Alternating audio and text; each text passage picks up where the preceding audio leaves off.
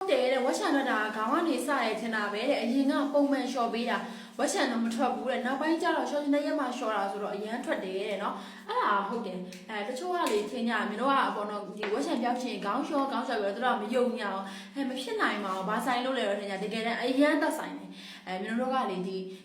မင်းတို့ရဲ့သပင်မှာရှိတယ်ပေါ့နော်ဖုံတွေအညီကြီးတွေဘောက်တွေချွေးတွေကနေဒီမျက်နှာကိုသွားပြီးထိအနည်းဆုံးကမျက်နှာပဲလေအဲ့မှာသွားပြီးတော့ထိတဲ့အခါမှာဝက်ချန်တွေပူဆိုးလာတယ်နောက်တစ်ခုကအစီအပူတွေပိုဖြစ်လာတယ်နော်ဒါကြောင့်မို့အစီအပူပြောက်ချင်တယ်ဝက်ချန်ပြောက်ချင်တယ်ဆိုမင်းတို့ကလေခေါင်းကိုပုံမှန်လျှော်ပြီးပုံမှန်လျှော်ဆိုနေတိုင်းလျှော်ကြလည်းမလို့မင်းတို့3ရက်တစ်ခါ4ရက်တစ်ခါဆိုရပြီပေါ့နော်အဲ့လိုမျိုးလျှော်ပေးတဲ့တယ်နောက်တစ်ခုကလေမင်းတို့တချို့ကြလည်းခေါင်းလျှော်ကောင်းဆိုနေတိုင်းလျှော်ကြအဲ့လိုမျိုးနေတိုင်းကြီးကြလည်းမလျှော်သိမြန်ဘူးနေတိုင်းလျှော်ရင်မင်းတို့ကဥယျာဉ်ပြား6တာတွေဖြစ်တတ်တယ်နော်သပင်တွေပေါ့နော်မကောင်းတော့ဘောကခွာတာတွေပဲဖြစ်တတ်တယ်ဒါကြောင့်မို့လို့ခေါင်းလျှော်တဲ့အခါမှာတေချာလေးလျှော်ပါနော်ဒီပုံမှန်လေးလျှော်ပေးပါလို့မင်းတို့ကပြောချင်ပါတယ်ရှင်ဒါမင်းတို့ရဲ့ကိုယ်တွင်းမှုလို့ပြပြတာပါရှင်ကျေးဇူးတင်ပါတယ်